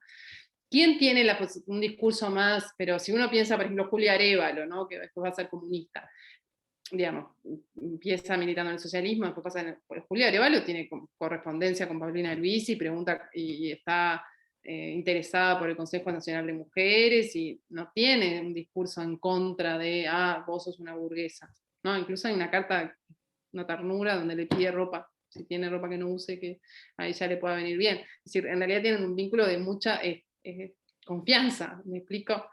Entonces, cuando me decías de por qué no es que el socialismo sea menos importante como cultura política, el tema es el siguiente. En realidad, yo, por las franjas cronológicas de mi investigación, si trabajaba el socialismo, tenía que trabajar el socialismo y después el comunismo, porque en realidad, digamos, agarro ahí 1921 y me parte al medio. Pero además, en realidad, lo que me pasó es que hay una investigación, que es la investigación de Christine Herrick, que es una investigación que está en inglés, pero que es sobre los feminismos. Ella trabaja sobre todo sobre la relación entre el vallismo y los feminismos, y trabaja bastante bien el socialismo. Entonces, como una forma de distanciarme de esa investigación, que salió publicada en el 2005, era una investigación que en realidad yo descubrí bastante tiempo después, decidí como abocarme más a las anarquistas y no tanto a las socialistas. Igual ahora está por salir, o espero que salga en un futuro, un capítulo en un libro sobre la historia del Partido Socialista, que es sobre el feminismo y el socialismo en estos años. Y ahí como que cubro la ausencia de la tesis. Está Valentín. Me preguntaban por el feminismo del siglo XIX. En realidad, el feminismo, la voz feminismo, el feminismo como movimiento en sí en el Uruguay llega recién a fines del siglo XIX, es decir, las primeras expresiones de la palabra uno las encuentra como a 1897, 98, es decir, lo que sí puedes decir, bueno, hay movimientos emancipatorios, ¿cuándo es? Bueno, en realidad 1869, si no me equivoco, José Pedro Varela ya da una conferencia sobre la igualdad, sobre los derechos políticos de las mujeres, es decir, y ahí tenés a las primeras maestras que también, es decir, si a alguien le interesaría trabajar y hay algún periódico de mujeres, pero es muy poco investigado lo que hay. En realidad hay hay un libro que se llama Los orígenes del feminismo en el Uruguay, que hace como un raconto de algunas, por ejemplo, algunas novelas que tienen por su trama, uno puede visualizar, después en realidad en 1870 y algo, 79, empiezan a haber algunos pedidos para poder dar exámenes en la universidad, es decir, y ahí empiezan a haber algunos debates en torno a si las mujeres como lectoras, las mujeres como si pueden entrar a la universidad, si pueden, pero pensá que la primera mujer que se recibe en el Uruguay es 1908, que es Paulina. En 1905 ya hay 7 u 8 mujeres a nivel universitario, pero estamos hablando de que en Europa o en Argentina ya en 1902 hay una asociación de mujeres universitarias, es decir, Uruguay es bastante lento en este aspecto. En relación, por eso te digo, en relación a la región, si se quiere. No a Brasil, o a la relación argentina y ahí más o menos. Bueno, ¿alguna pregunta quedó ahí que no contesté o no sé? No, y aparte no tengo a nadie más anotado, en principio. Enriqueta Conterrique, sí, ella ya es una teórica de alguna manera, porque ella además produce sobre la educación inicial y después va a integrar el Consejo Nacional de Mujeres en 1916 y se va a encargar de la Comisión de Educación, en el caso de Enriqueta Conterrique. Sí, Federico. Tengo ahí a Federico. Buenas tardes, noches a todos. Yo estoy haciendo un estudio sobre Alba Roballo y me interesaba saber el papel de Alba Roballo en la década del 20, ¿no? Ella es universitaria, entonces en 30, pero ella se basa mucho en María Belén Ramírez, Elvira López, Paulina, Liz, ¿no? Como que ella toma esa figura. Me gustaría saber un poquito más acerca de, bueno, si hay algún dato que pueda brindar al respecto de en esas primeras décadas, ya toman las primeras armas en materia política, y bueno, y un poquito más, que creo que ya lo respondiste, el tema de las mujeres afro a fines de la década del 20 también. Me interesaba saber qué hablaba la prensa, porque hay muy poco de lo que vengo rastreando acerca de este aspecto, ¿no? De la mujer afro. Sí. Ahí, Carla, hay algunos trabajos que han hecho, no me sale el nombre de la historiadora, ¡ay, qué horror! Natalia Stala y Chagas, ¿no es? Y Carla Chagas han trabajado, sí, Carla Chagas ha trabajado un poco los años 20, sobre todo la inserción a nivel del ámbito educativo, es decir, cómo empiezan a...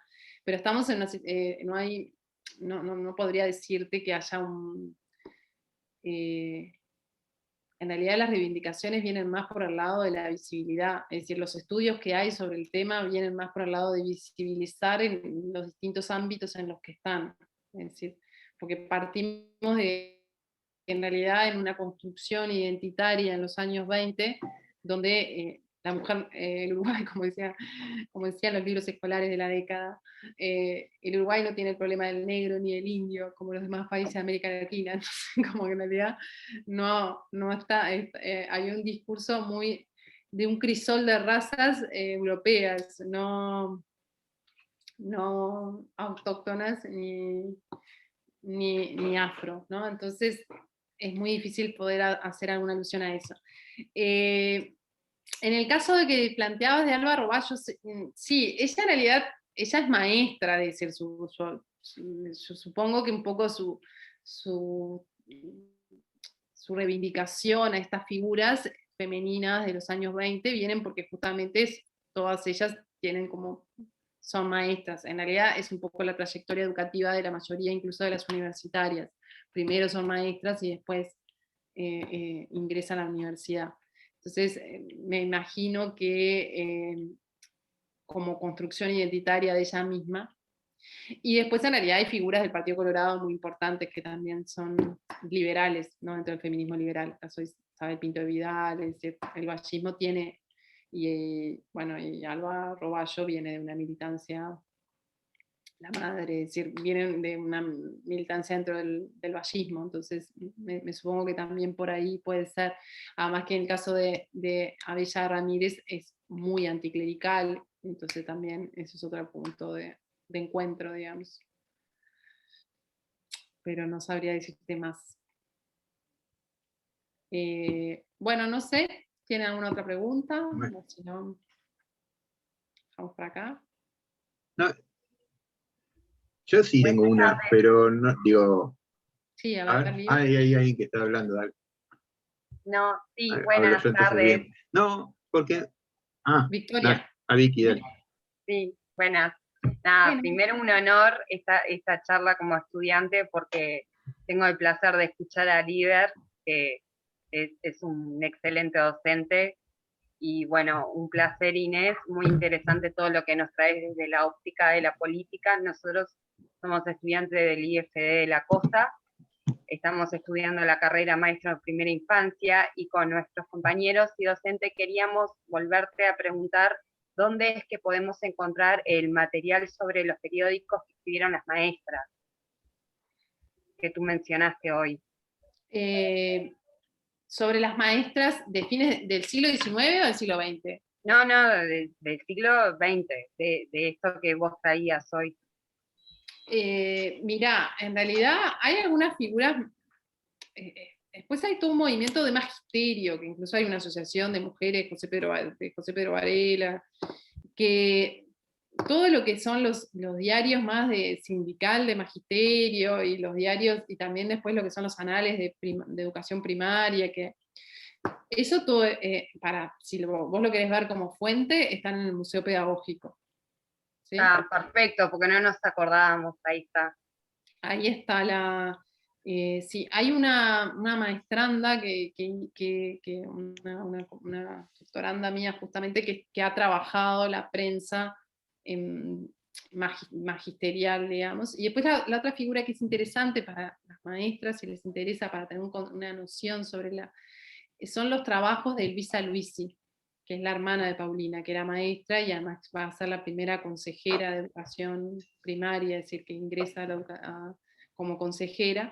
Ella tiene un libro que está bien interesante, porque es como que hace un diagnóstico sobre la educación, es como, sobre todo lo que es interesante es como la vigencia del tema, ¿no? Todos los materiales de Elvisa Luisi están en la página Anáforas, de la Facultad de la FIC. Es una página web que tiene mucha prensa, pero además tiene, por ejemplo, para MISAR, si te interesan las ácratas y los anarquistas, ahí Sí. está toda la prensa anarquista digitalizada. La tengo, sí, como La Batalla y eso las tengo Y aquí. esta Nueva Senda, que digitalizaron hace poco, que es el único periódico de mujeres en el Uruguay. Y ahí están toda la producción de Luisa Albisi. Entonces capaz que ahí también les puede interesar ver lo que escribe Luisa Albisi, porque si bien Paulina no le tenía mucha simpatía, aunque era su hermana, porque consideraba que no era feminista, en realidad era como un feminismo poco radical, digamos, y Paulina era más militante, pero sí tenía una experiencia en el mundo de magisterio importante. Muchísimas gracias. Ahí alguien anotó en el chat la página que recién nos comentaste, así que muchas gracias. Sí, la de Anáforas, exacto. Eso. Rainer. Hola, buenas tardes. Capaz que lo que pregunto es una animalada, porque no tengo muy estudiado el tema, pero el feminismo conservador que marcaron que surge como anticlerical, en algunos puntos, ¿no llega a convertirse en un antifeminismo? Por ese tratar de compensar las luchas yo no quiero dividir el feminismo, pero en algunos puntos me parece como que llega a ser antagónico, pero por eso la consulta. Y tengo a Lara. Espera que así hacemos dos y después dale. vamos cerrando. Lara. Buenas. Mi consulta en realidad va por el tema de la sexualidad. En el periodo del disciplinamiento, que va hasta el 20, hay como una sexualidad bastante reprimida. ¿Cómo se conjuga esto con las luchas feministas que incorporan tanto, ¿no? El tema de la sexualidad? O bueno, capaz que en este periodo no se incorporaba. Esa es la consulta. Gracias. Pablo ahora. Pablo, sí, dale. Quería que, tengo entendido, por lo pronto las últimas veces que conversamos, que empezabas a estudiar las masculinidades. Y bueno, me preguntaba si podías hacernos un comentario, si has avanzado, si tenés alguna cosa para contarnos de qué venís trabajando en la actualidad. Dale, bárbaro. ¿Alguna? ¿No? Bueno, a ver, lo del antifeminismo cristiano, si el cristianismo, el feminismo cristiano en realidad es tan reaccionario que al final uno lo podría decir. Sí, a ver, el tema es el siguiente, es decir, yo por un lado reivindico el uso de la voz, es decir, las mujeres católicas reivindican el feminismo cristiano y sobre todo reivindican que el cristianismo siempre ha reivindicado la figura de las mujeres, que dentro de las religiones es verdad que es una religión que tiene mucho peso la figura de la Virgen María. Hay otras religiones que no la tienen, el protestantismo, por ejemplo, justamente le saca protagonismo a María.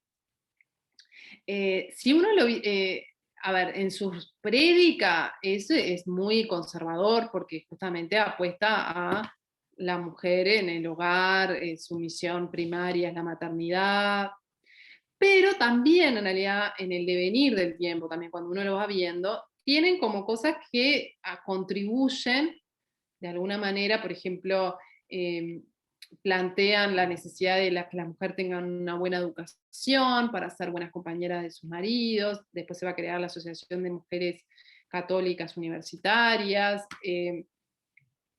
Tienen esta militancia pública, es decir, piensen que en realidad dentro de la lógica de lo que sería, por eso le decía, la feminidad normativa, el canon de género, el orden de género, las mujeres en realidad estaban en el ámbito privado del hogar, el poder salir al ámbito público. Por eso yo le decía, bueno, el juntar firmas, el reivindicar, el decir, bueno, nosotros tenemos derecho a que se nos escuche, el hacer procesiones, que ustedes podrán decir, ah, bueno, sí, pero en realidad es tomar la calle, es decir, es hacer, digamos, por un año estuvieron con un crucifijo enorme cuando sacaron los crucifijos, es decir, hacen una acción política, ¿sí? Esa acción política es feminista en relación al feminismo, a lo que nosotros actualmente consideramos como feminismo.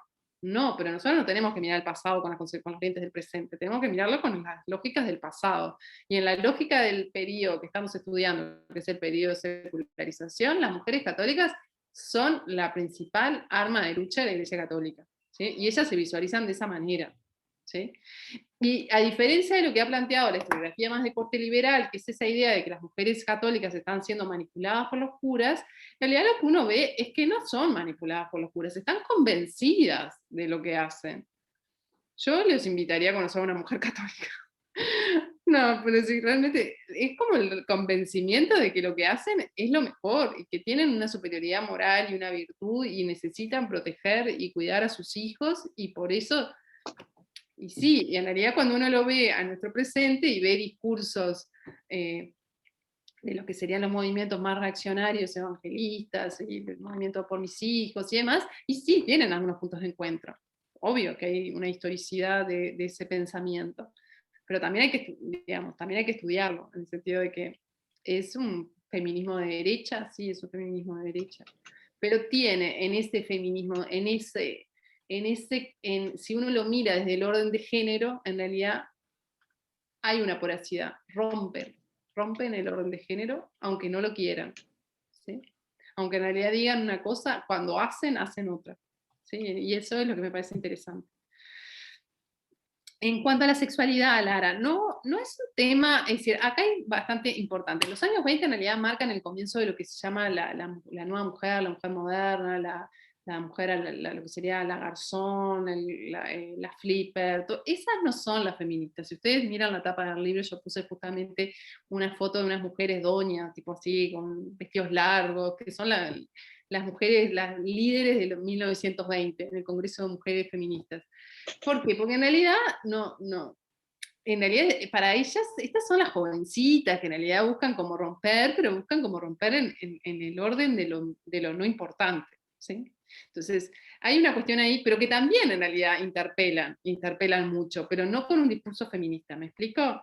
Es decir, son las que empiezan a usar pantalón, y porque se usa, y capaz que no tienen mucha conciencia de que en realidad el uso del pantalón es un acto político, ¿no? Y quién tiene los pantalones puestos, ¿no? Y hay un uso, y para los hombres es tremendo que las mujeres quieran travestirse y que ya lo naturalicen y demás, ¿sí? Pero no tiene como esa carga, ¿no? Sí hay temas vinculados con la sexualidad muy claros en algunas mujeres, en las anarquistas, sobre todo con el tema del amor libre, el derecho a la sexualidad, el derecho a amar, el matrimonio. Piensen que es un contrato en esta época, es un contrato por conveniencia básicamente, no está claro esta idea de que uno se tiene que amar a su novio para después casarse, ¿no? Entonces eso es algo que va a interpelar mucho el anarquismo.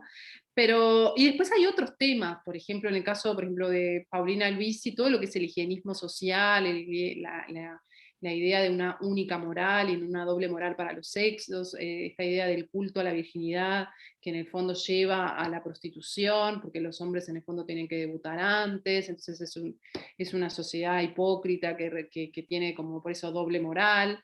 Entonces, eso sí es un discurso que está muy presente en los movimientos feministas liberales y también socialistas, ¿no? La idea de que hay que romper con eso, ¿no? Es decir, y bueno, entonces una forma de romper con eso es romper los vicios de la carne, dirían las católicas, que es la prostitución. Claro, obvio, entonces, pero Uruguay es reglamentarista, ni siquiera es abolicionista, entonces ahí hay como varios temas. Pero, por ejemplo, yo qué sé, también hay cuestiones con respecto al aborto, pero más por el lado incluso de la eugenesia, que capaz que a nosotros nos parece como actualmente un poco como que no nos gusta mucho, pero es esta idea de la superioridad, digamos, de mejorar la raza, ¿no? Entonces, bueno, en algunos casos sería importante e incluso Paulina es bastante osada, porque en 1914 en un congreso del niño plantea el aborto para también las mujeres que son violadas en sus respectivos matrimonios, ¿no? Un poco haciendo alusión a que esto de la obligación de la mujer con su esposo en el lecho conyugal puede estar asociado a una violación. Pensaba en realidad, perdón, en las poesías también de Juana Ibarburu y Delmira Agustini. Como eso Sí, puede Delmira ser- Agustini sí. Juana Ibarburu es antifeminista y es bastante conservadora y es católica y es de la Unión Cívica y no. Tiene una lírica un poco a veces erótica que llama la atención, pero en realidad en la época no tiene, digamos, es de las... No estaría como muy vinculada con este movimiento. En caso de Delmira Agustini, sí. Sí, de hecho, en realidad, hay como toda una interpretación a lo que es el asesinato de ella, es un claro ejemplo de violencia de género. Digamos, ella pidió el divorcio por sobre voluntad de la mujer y fue una de las primeras que lo pidió. Sí, en el caso de... Y Delmira era hija de masón, digamos, liberal, ¿no? Entonces, tiene como otra... bueno, Pablo me decía, sí, en realidad ahora estoy como con los varones y con el antifeminismo, me fui a los reaccionarios, digamos. En realidad lo que estoy viendo es un poco el impacto que genera esto en los varones, porque en realidad la identidad de género es relacional, ¿no? Somos mujeres y somos varones también en relación al otro, ¿no?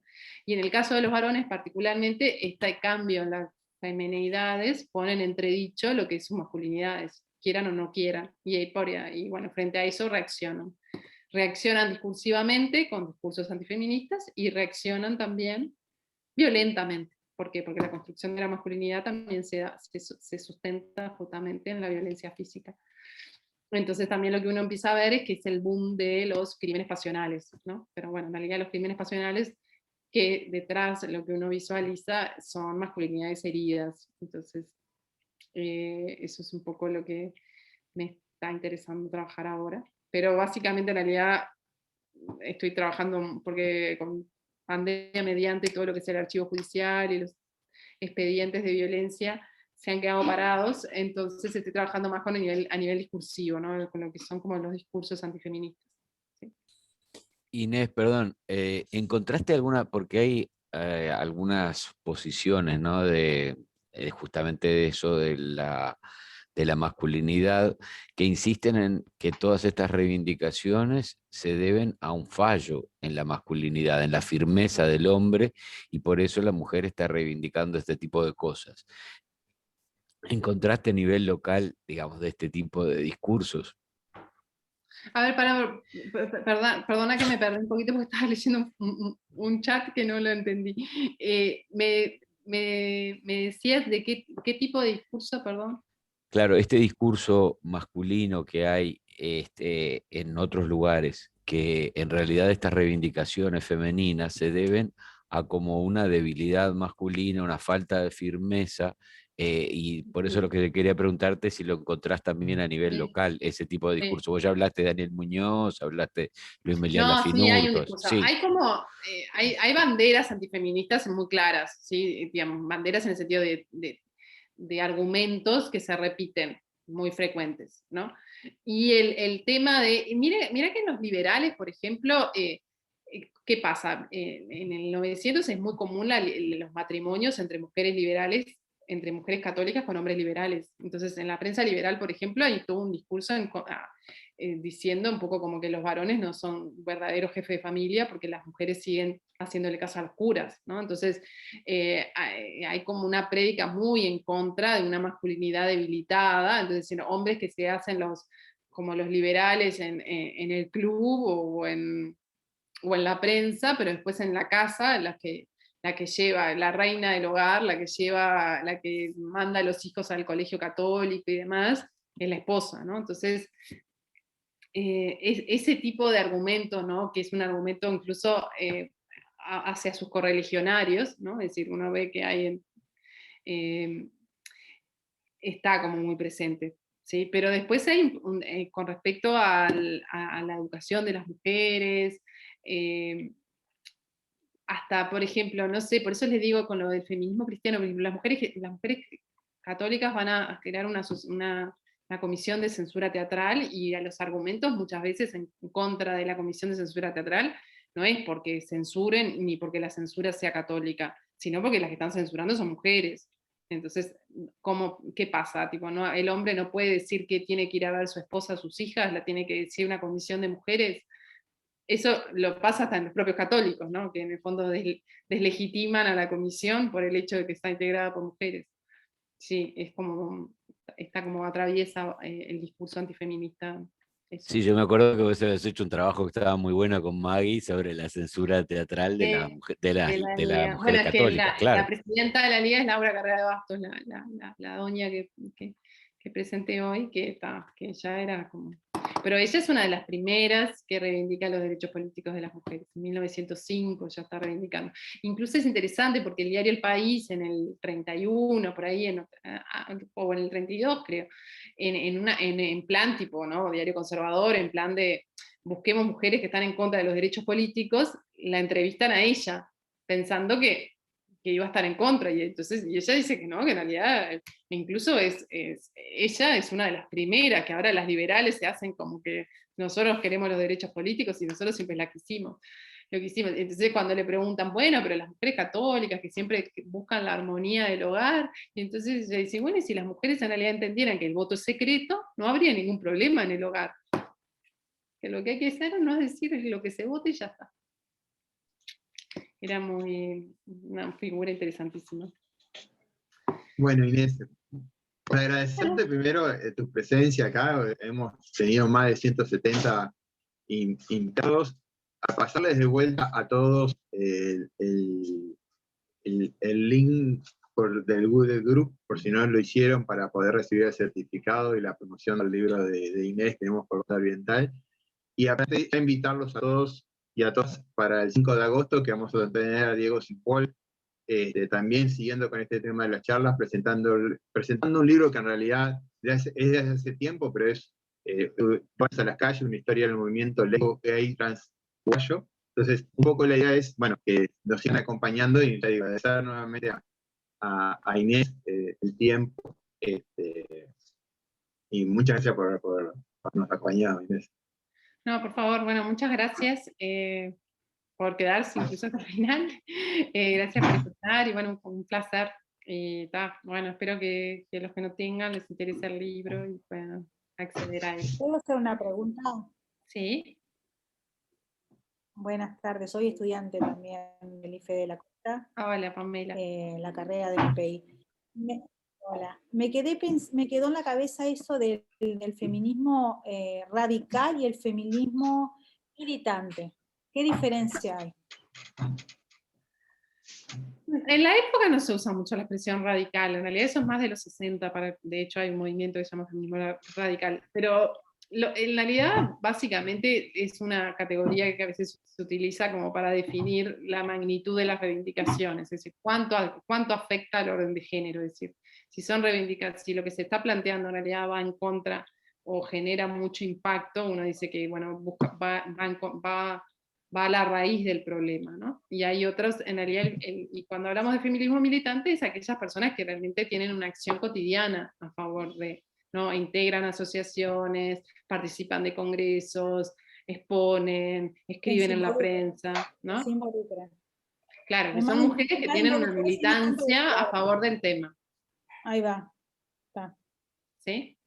Bueno, gracias. Por otro lado, quiero decir que me quedé con esto que en nuestra carrera, por ejemplo, maestras de primera infancia, no se ven tantos hombres, es una pena. Incluso en la docencia no se ven tantos maestros sin muchas Bueno, en maestras. realidad, sí, bueno, es un poco el origen de la profesión en sí. Ahí, José sí. Pedro Varela, cuando promueve la llegada, digamos, que las mujeres, ¿no? Es decir, un poco a imitación de Estados Unidos, de que las mujeres sean maestras, por el lado de que, bueno, esta idea en que las mujeres se insertan en el mercado laboral básicamente a través de las actividades que hacen en sus casas. Entonces, decir, bueno, eso es uno de los factores por los cuales siempre han tenido peor salario, porque se considera que no tienen un trabajo especializado, es propio de la naturaleza de su esencia, es decir, como de la condición de su sexo, ¿sí?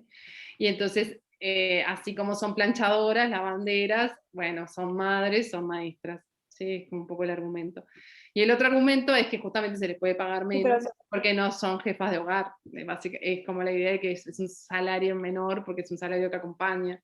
¿La grasa es un objeto?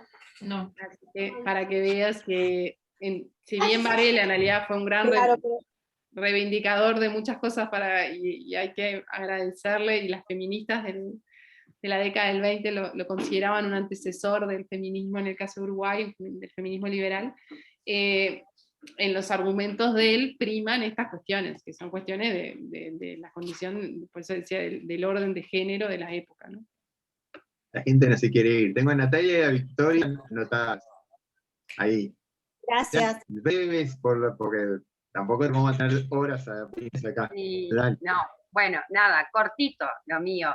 Aprovechando Pamela, que es compañera de la carrera, para hablar de un poco de lo mismo, que me quedó haciendo eco poder entender bien de dónde viene exactamente la asociación esta de maestra maternal, ¿no? Si es del catolicismo, ¿era qué es?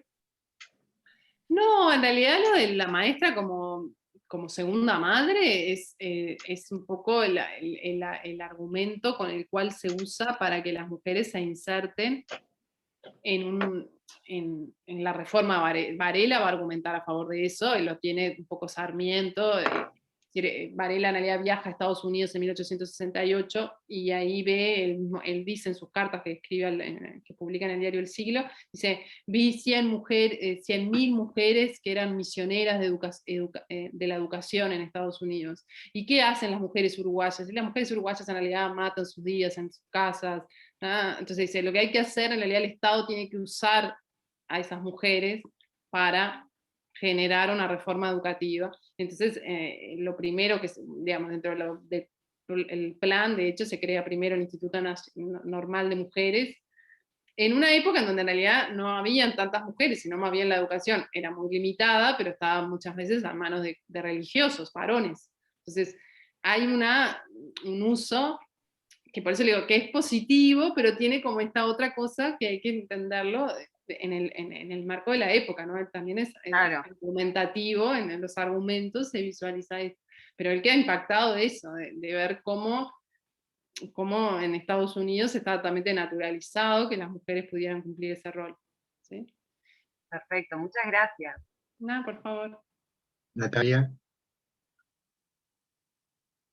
Y con lo que decía mi compañera, que a la maestra se le ve como más, a la mujer como más maternal a la hora de ponerle a abrazar a un niño o ponerlo en la falda, pero al hombre la sociedad como que se lo trata con más cuidado de que el hombre no se acerque tanto al niño por miedo a veces que tenga segundas intenciones, pero es como que la sociedad que lo ve de esa manera tan perversa. Para mí es por eso, ¿no? Que lo que decía mi compañera, que no hay tantos maestros hombres. Está como ese pensamiento de medio macabro que no tendría que estar en realidad, ¿no? Porque la carrera de enseñanza es pareja para todos. Sí, hay como dos. Claro, claro, Natalia, yo creo que hay dos factores ahí. Por un lado, es que creo que justamente en los cambios de las nuevas paternidades y los hombres que tienen un vínculo con sus hijos diferente, eso ha generado como otra cercanía, ¿no? Después hay un tema económico que siempre ha incidido, ¿no? Es decir, el trabajo de magisterio no ha sido, no era muy buen pago, entonces en una construcción de un hombre proveedor, bueno, tener un trabajo mejor remunerado era mejor visto, ¿no? Después, en realidad, esto que planteás del acercamiento, hay distintas formas de expresar el afecto y también está bueno eso, digamos. No tienen por qué todas digamos, yo creo que ahí, sí, obvio que enriquecería mucho la formación de un niño tener maestros y no solo maestras. Pero bueno, también es cierto que las patologías sexuales, por ejemplo, vinculadas con la pedofilia, son mayoritariamente masculinas. Si fuese ese un argumento, digamos, pero no creo que sea eso lo que está detrás para que hayan tan pocos hombres maestros. Me parece que pasa más por otro lado los argumentos, pero porque tal vez también en la enfermería, tipo todo lo que son los roles más de cuidado, siempre han sido roles, trabajos feminizados. ¿Sí? Bueno, gente. Muchísimas gracias y Bueno. muy linda la charla, me encantó. Bueno, muchas gracias, Natalia. Bueno, espero que les haya gustado. Placer, Muchas Inés. gracias y un placer para mí. ¿Está? Gracias. Nos estamos viendo. Chao, chao. Muchas gracias. Gracias, chao. Gracias a todos. Muchas gracias. Chao. Gracias.